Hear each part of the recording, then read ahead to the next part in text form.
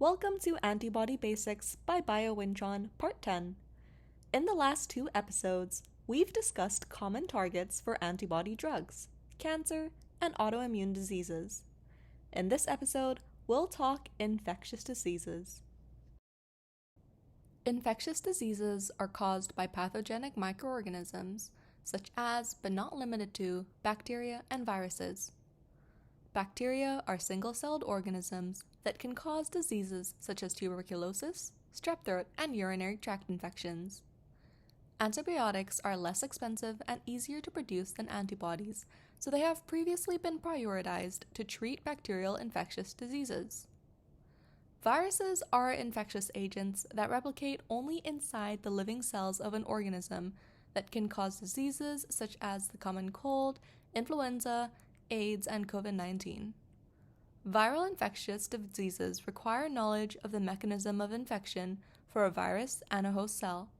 Viruses invade host cells to parasitize and replicate, making it difficult for the host immune system to recognize it as a foreign enemy. Antibody drugs are used for both prophylaxis and treatment. Preventing infections in high-risk individuals, such as immunocompromised patients or those exposed to infectious agents, include treatments such as Pemgarda or pemivibart, a long-acting monoclonal antibody for the pre-exposure for prophylaxis of COVID-19. Treatment is to manage and treat active infections after exposure to a pathogen. For example, Ebanga ansuvimab is a human monoclonal antibody that targets the Ebola virus glycoprotein to treat Zaire Ebola virus. Here is an example of exploiting pathogen weaknesses, particularly the viral envelope protein. Envelope proteins are embedded proteins in the viral envelope, which is a membranous outer layer surrounding the viral core. They are crucial for 1. Attachment, binding to host cell receptors, 2. Fusion, merging the viral envelope with the host cell membrane, and 3. Entry, delivering the viral genome into the host cell. Neutralizing epitopes are specific regions on envelope proteins essential for the function targeted by antibodies. For example, palivizumab is a monoclonal antibody that binds to the fusion protein on the envelope of RSV. This fusion protein is a critical component for the virus to enter host cells, particularly in the respiratory tract. Researchers have been optimizing the therapeutic potential of antibodies through engineering, with one important breakthrough being humanization of murine antibodies. Murine monoclonal antibodies are foreign proteins to the human immune system.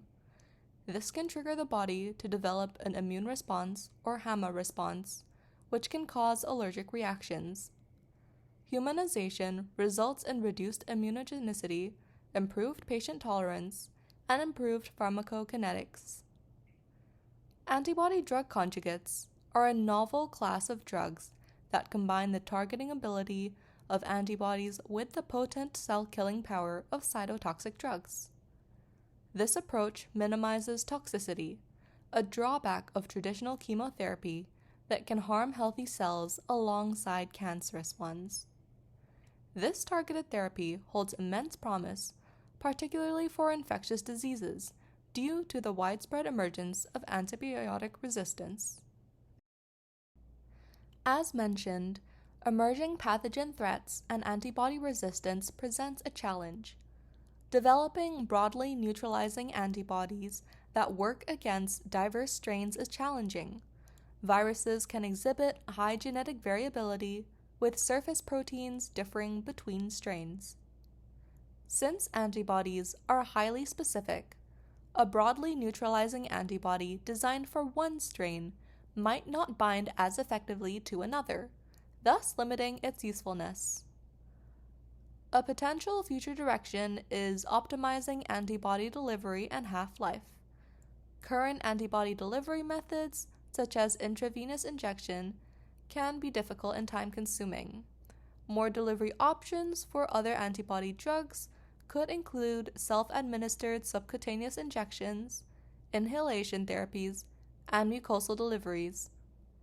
Extending the half-life of antibodies in circulation through Fc region engineering or pegylation can increase antibody stability and reduce the frequency of dosing, thereby improving patient adherence.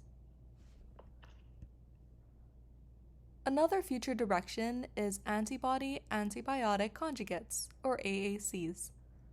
Based on the knowledge acquired in the development of ADCs, this innovative AAC format makes use of the selectivity, favorable pharmacokinetic, and safety of antibodies, allowing the administration of more potent antibiotics with less off-target effects.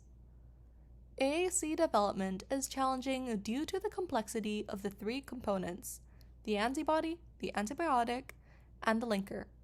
However, some successful examples are currently under clinical studies, such as DSTA 4637A, which eliminates intracellular Staphylococcus aureus, which has completed phase 1 trials. Currently, 16 antibody drugs targeting infectious diseases are approved in at least one regulatory agency worldwide.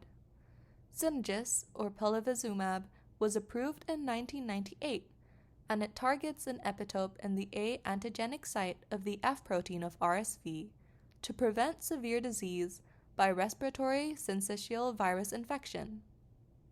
Zenplava, or bezlotoxumab, was approved in 2016, targeting Clostridium difficile toxin B to prevent infection recurrence. Evusheld, or tixagevimab co-packaged with cilgavimab, was approved in the EU in 2022 and targets the surface spike protein of SARS-CoV-2 to prevent COVID-19. Beyfortus, or nirsevimab, was approved just last year and targets the fusion protein on the surface of respiratory syncytial virus to prevent RSV. Biointron focuses on antibody discovery, expression, and optimization.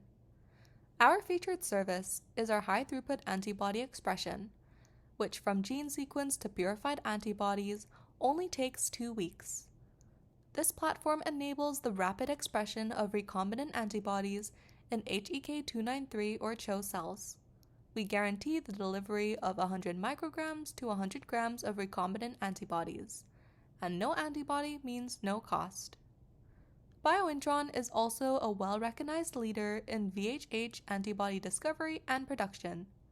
With our self-owned alpaca breeding farm, we offer a 1 alpaca for 1 project commitment and guarantee the delivery of at least 20 unique binders, high diversity, and large capacity.